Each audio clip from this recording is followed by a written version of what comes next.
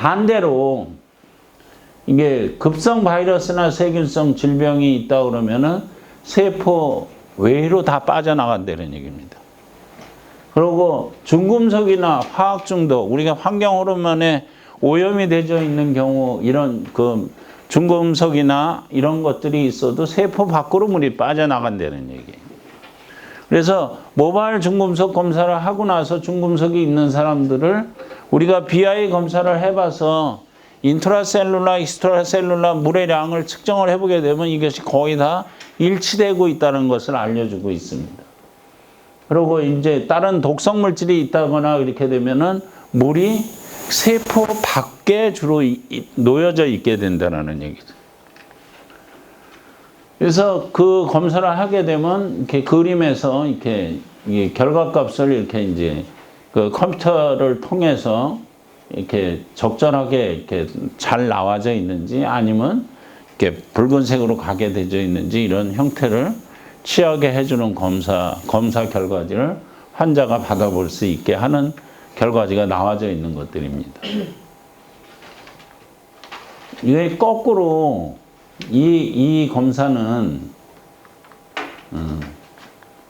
이게 미국에서 장비를 가져온 거거든요. 근데 미국에서는 이런 프로그램이 만들어져 있질 않아요. 저희가 이제 이 프로그램을 개발해서 공급을 했는데 거꾸로 미국에 있는 의사분들이 이 프로그램만 우리가 쓸 수 있게 해달라 이런 얘기를 하고 있어서 지금 프로그램 수출로다가 역으로 지금 내보낼 준비를 하고 있는 상태입니다. 그 다음에 혈당이죠.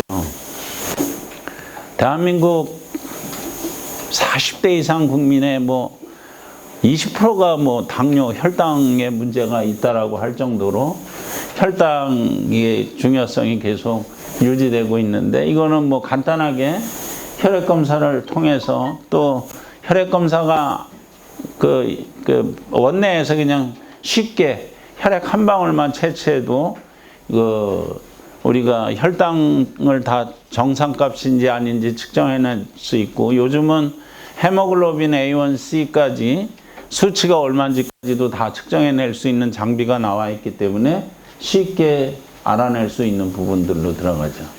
그래서 결국은 그런 경우 혈당량이 증가되고 혈당량이 감소되는 이런 기전들에 대해서는 잘 알고 계시는 거고요.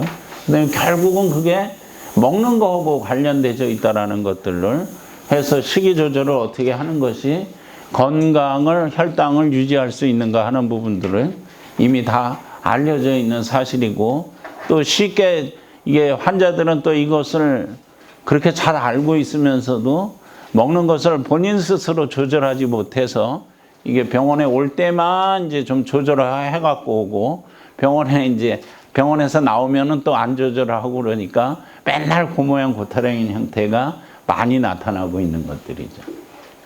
그 다음에 이제 혈압과 혈류.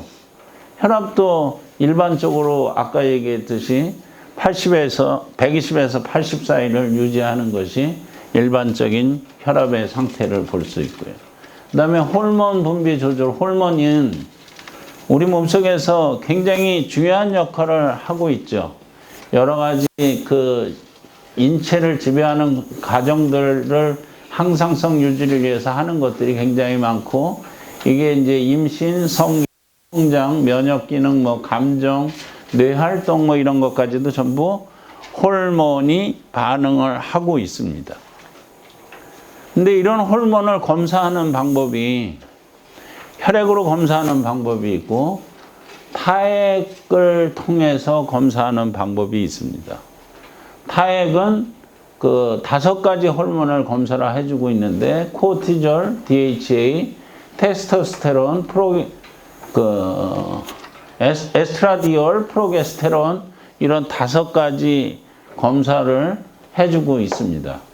그거에 따라서 우리가 이 검사를 하게 되면 이 코티졸과 DHEA 이거를 혈액을 통해서도 볼 수 있지만 이걸 검사를 하게 되면 이런 9가지 스텝의 단계를 정확히 내가 어느 상태에 들어가 있는지를 알 수 있게 되는 것들이죠.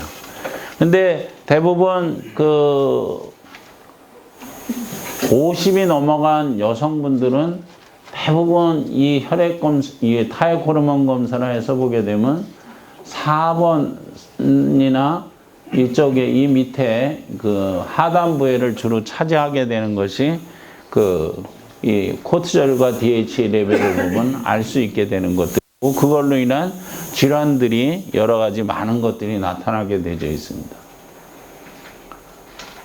그 다음에 이제 환경 호르몬인데, 환경 호르몬은 인체 호르몬 기능을 방해하는 것들이죠. 일반적인 환경 호르몬이 우리가 여기 이제 호르몬이 여기 리셉터에서 이게 작용을 해야 되는데, 이 호르몬의 작용을 이 환경 호르몬이 대신 들어가서 작용을 하고 있는 것들이죠.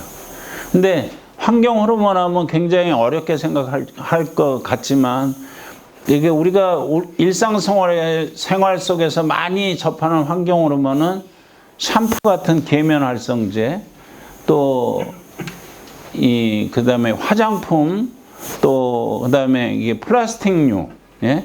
그다음에 스티로폴, 이렇게 우리가 일회용 용기 뜨거운 것을 많이 먹는 컵라면류, 이런 데서 나오는 것들이 주로 환경 호르몬이고, 이 환경 호르몬이 호르몬의 역할을 대신 해주고 있어가지고 요즘 들어서 나타나고 있는 것들이 어린 여자아이들이 성조숙증이나 이런 것들이 나타나는 것이 주로 환경 호르몬에 의해서 나타나고 있는 것들입니다. 근데 이런 환경 호르몬 검사를 우리가 간단하게 소변을 통해서 할 수 있는데도 불구하고 이것을 대부분 병원에서 하지 않아요. 왜 안 할까요? 안 하는 이유는요, 간단해요. 이 환경 호르몬 검사를 해놓고 그 다음에 뭘로 치료를 할 거냐, 이 부분에 대해서 이게 정확한 답이 없기 때문에 물을 마시게 할 거냐, 아니면 환경 호르몬을 줄이게 할 거냐, 이런 부분인데, 요즘 논문에는 항산화제가 환경 호르몬을 배출시키는데 환경 호르몬의 역할을 못하게 하는데 주요 역할을 하는 것으로 이렇게 논문에 계속 발표가 되고 있습니다. 그래서 항산화제를 이용하면 할 수 있는 부분들로 들어갑니다. 그리고 그다음에 이제 면역계에 이제 작용하는 것들이, 우리가 면역 기능이 온도가 1도 올라가면 면역 기능이 5배 증가된다라고 얘기를 하고 있죠. 이게 대부분 면역 기능이 떨어져서 나타나는 질환들이 상당히 많이 있고, 그 다음에 또 자가면역 질환 해가지고 면역들이 많이 있는데, 이런 것들을 검사를, 이것도 항상성이 깨져서 하는 부분들이거든요. 그러니까 이런 것들도 검사를 통해서 T셀이라든가 이런 것들을 통해서 할 수 있는 부분이 되고, 그 다음에 적혈구의 양, 이런 것들도 우리가 혈액 검사를 통해서 쉽게 적혈구가 어떤 형태인지, 그 다음에 우리가 지방산 검사도 사실은 적혈구를 통해서 검사를 하고 있어요. 적혈구의 막이 얼마만큼 지방산이 구성되어 있느냐를 보는 게 이제 우리가 적혈구 지방산 분해 검사를 그걸 통해서 하고 있습니다.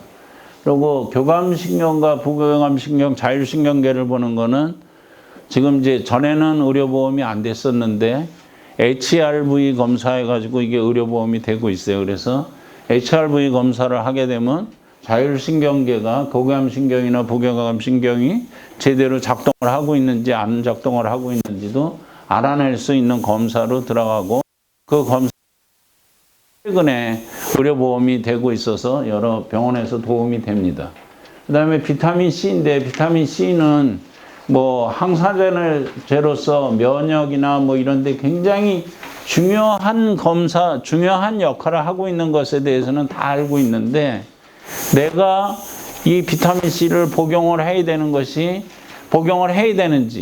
또 복용을 하지 않아야 되는지 하는 부분에 대해서는 검사하는 방법이 별로 나와 있지 않아가지고 이게 잘 못하고 있었는데 요 몇 년 전부터 이 비타민 C를 검사하는 게 굉장히 보편화되어 있는 상태가 되고 소변으로 간단히 검사를 해서 함량이 어떤지 알아낼 수 있는 것들을 검사를 할 수 있죠. 그래서 이 비타 체크라 그래가지고 소변에서 검출되는 비타민 C의 량을 검사를 해서 이 사람이 적정한 검사인지 안 검사인지 하는 것들을 알고 있는데 이 자체는 사실은 이게 의료보험도 안 되고 인정비급여도 아니고 아니에요. 그렇지만 병원에서는 대개 그냥 5,000원 정도를 받아가지고 이 검사를 해주고 비타민 C가 이게 곧 그 투여를 해야 되는 건지 말아야 되는 건지를 쉽게 알려주는 쪽이죠. 근데 비타민 C는 부족한 사람들한테 비타민 C를 투여했을 때는 굉장히 드라마틱한 이렇게 반응이 나타나게 되어 있습니다. 이게 우리가 몸속에서 가장 빠르게 반응을 일으키는 3가지 종류의 영양제를 대라고 그러면은 비타민이 거기에 들어가는데 비타민도 그냥 일반적인 지용성 비타민이 아니라 수용성 비타민인 비타민 C와 비타민 B는 내 몸속의 반응을 일주일 내내 조절을 해주고 더 빠르게 반응하는 것이 뭐냐? 아미노산이에요. 그래서 아미노산을 적절하게 우리가 그 병원에서 많이 이렇게 그 환자가 급하게 이렇게 노인분들 오고 그러면 알부민 주사를 놔주고 그러는 것들이 그런 효과가 몸을 정상으로 반응을 해주는 것들이 빠르게 나타나기 때문에 그렇기 때문에 이 비타민 B와 C 그다음에 아미노산은 이 함량을 알아내서 모자라는 사람한테 투여해 줬을 때는 아주 드라마틱한 효과를 나타내는 게 일반적인 반응입니다. 그래서 비타민 C도 이 검사를 해서 이렇게 이 밑으로 나타나는 거 색깔 변화가 없게 되면은 비타민 C를 이 사람한테는 투여해 주게 되면 적절한 효과를 나타낼 수 있고 그다음에 이게 이쪽으로 색깔이 확실하게 변화져 있는 사람한테 간다 그러면 그 사람한테 비타민 C를 또 일부러 먹으라 뭐 이렇게 할 이유가 전혀 없는 상태가 되는 것이죠. 그래서 외국에서는 약국에서도 소변으로 다 검사를 하는 거니까 필요한 것들을 타액으로 검사하는 pH 검사를 통해서도 우리가 비타민 D라든가 또 칼슘, 마그네슘 이런 알칼리성 금속이래 성분을 주고 이게 치료를 해주는 것들도 이렇게 보편화되어 있는 상태인데 우리나라에서는 아직까지는 그런 것은 거의 약국이나 이런 데서는 거의 이렇게 사용하지 않는 것으로 되어 있고 이 병원도 주로 어디에서 주로 많이 하냐 하면 비타민 C 검사는 산부인과 병원에서 주로 많이 하고 있습니다. 그 다음에 NO라는 게 산화질소라는 게 있는데 이 1990 가장 최근에 노벨의학 생리학상을 수상을 한 이것을 발견한 사람이 수상을 한 의학상 생리학상을 수상을 했는데 NO는 혈관 확장제 중에 하나예요. 그래서 NO를 가장 적절하게 이용한 제품이 비아그라입니다. 발기력을 혈관이 확 들어가서 발기력을 일으키게 하는 것이죠. 이런 NO는 몸 전체 순환을 개선해주고 혈액순환, 근육의 혈액순환을 조절한 것들이 발견되어 있는 겁니다. 근데 NO는 굉장히 매우 작은 물질이고 세포막상과 용이한 물질인데 이것이 NO가 젊은 사람들한테는 충분량이 있어요. 근데 나이가 들게 되면은 자꾸 줄어들게 되어 있어요. 그래서 이제 검사를 통해서 이게 여러 가지 NO가 역할을 하고 있는데 타액 산화질소 테스트라고 그래가지고 이게 스틱에다가 타액을 묻혀보면은 컬러가 어떻게 변색되는지 발색 정도에 따라서 이 사람이 NO가 모자르다, NO가 충분하다 하는 것들을 찾아내주는 검사 방법입니다. 근데 이것도 인정을 받지 않은 비급여 검사 항목 중에 하나예요. 그래서 이렇게 이제 컬러가 이쪽으로 나와 있을 때는 아주 최적이고, 이게 이제 이쪽으로 나오면 정상이고, 이제 부족하다. 근데 나이가 들면 이제 전체적으로 이쪽으로 내져 있는 거죠.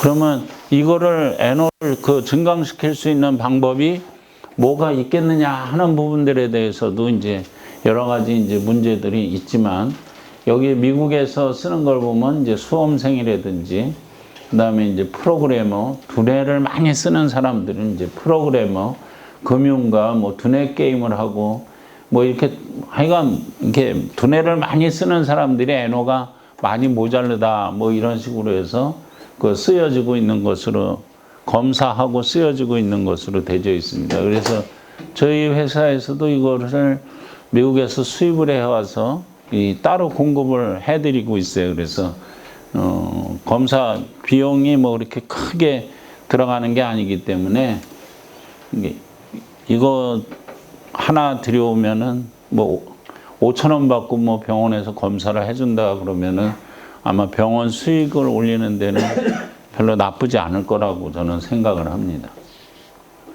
그 다음에 이제 우리가 필수 지방산, 많은 사람들이 필수 지방산 하면 잘 몰라요. 근데도 이제 일반 주부들이 잘 모르는데, 오메가3 아세요? 그러면 다 알아요. 그러고 이제 요즘 들어서는 크릴 새우 아세요? 그러면 다 알아요. 근데 크릴 새우가 그렇게 효과가 좋은 게 아닌데, 완전히 TV 매체에서 몇 사람이 이렇게 방송을 이렇게 다 이게 공략을 해 놓은 거예요. 그게 해서 하다 보니까 이 수입액이 막 말도 못하게 늘어났고, 그 다음에 우연치 않게 그냥 그것을 수입을 해 오신 분들은 이게 전부 이제 돈방석에 앉았다, 뭐 이런 얘기까지 있습니다. 근데 그게 바로 필수 지방산이에요. 근데 필수 지방산은 이제 두 종류로 나눠지는데, 오메가5, 오메가6예요. 근데 이 비율이 적정을 해야지만 되는 거거든요. 그 비율에 따라서 이제 우리가 필수 지방산 검사하는 게 이제 그런 부분이고요. 그 다음에 이제 이것이 하는 게 세포막의 구조성, 완전성을 유지해주고, 혈청 콜레스테롤 감소시켜주고, 뭐 두뇌 발달과 시각 기능을 유지해주고, 아이코사노이드 전구체 물질로 쓰여서, 이게 산부인과에서는 임산부들한테 이게 꼭 필수 지방산을 복용하라. 폴릭 애시드도 꼭 복용하라 그러지만, 이 필수 지방산도 꼭 복용하는 제품 중에 하나로 되어 있는 거죠. 근데 여기서 보게 되면 이게 이제 오메가3하고 오메가 3의 양과 이게 비율이에요. 이게 오메가3와 오메가6의 비율을 보게 되면, 이렇게 이제 오메가6가 더 많게 되면 체내 염증 수준이 높다라고 하는 것을 알게 되는 거고요. 이게 이제 오메가3가 더 이거에 따라서 높고, 여기는 하고 높고 낮고에 따라서 이제 비율을 나타내는데, 여기 이제 오메가3 인덱스에서 오메가3의